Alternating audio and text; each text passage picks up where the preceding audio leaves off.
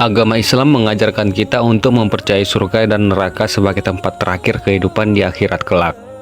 Umat muslim juga tentunya tahu dan memahami ganjaran akan perbuatan yang telah dilakukan di dunia. Di antara dua tempat akhir kehidupan di akhirat kelak, ada tempat yang memang dikhususkan bagi mereka yang memiliki amal buruk lebih berat dari amal baik, yakni neraka. Neraka adalah tempat bagi kaum musyrikin dan pelaku dosa yang telah melanggar aturan Allah Subhanahu wa taala.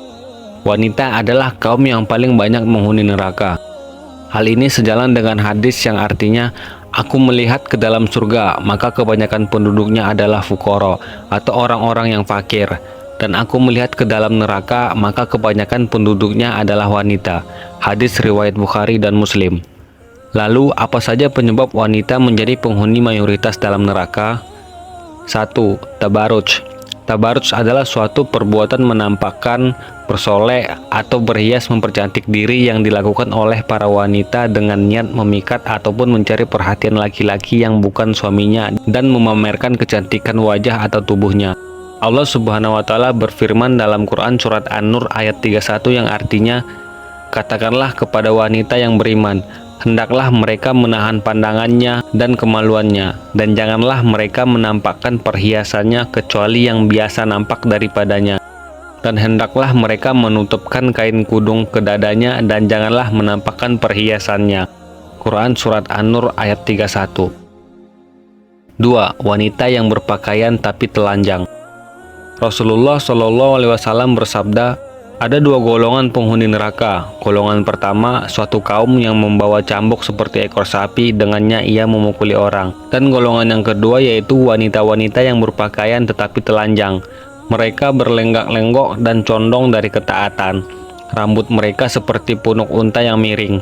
Mereka tidak masuk surga dan tidak akan mencium baunya. Padahal sesungguhnya bau surga itu tercium dari perjalanan sejauh ini. Hadis riwayat Muslim. 3. Wanita yang menyemir rambutnya dengan warna hitam. Rasulullah SAW bersabda, pada akhir zaman nanti akan ada orang yang mengecat rambutnya dengan warna hitam seperti warna mayoritas dada merpati. Mereka tidak akan mendapat bau surga. Hadis riwayat Abu Dawud. Larangan mewarnai rambut dengan warna hitam itu dimaksudkan agar umat Islam yang sudah dewasa atau berusia lanjut jangan malu dengan usianya. Jika memang sudah berumur, maka wajar bila rambut beruban. Oleh karena itu, mayoritas ulama mengharamkan menyemir rambut dengan warna hitam dengan tujuan menutupi usia seseorang atau mengelabui orang. 4.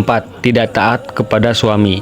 Pernikahan akan berjalan dengan baik jika pasangan suami dan istri dapat memahami kewajibannya yang menjadi hak pasangannya, kemudian melaksanakan kewajiban itu dengan baik.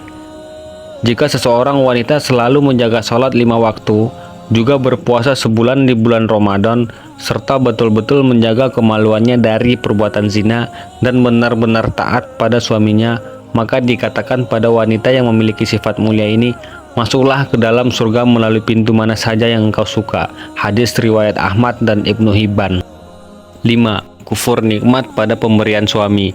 Setiap wanita yang menginginkan ridho Allah Subhanahu wa taala hendaklah ia mensyukuri apapun pemberian dari suami. Tidak sepantasnya seorang wanita yang mengharapkan kebaikan akhirat tapi mengingkari kebaikan-kebaikan suami dan mengkufuri nikmat Allah Subhanahu wa taala.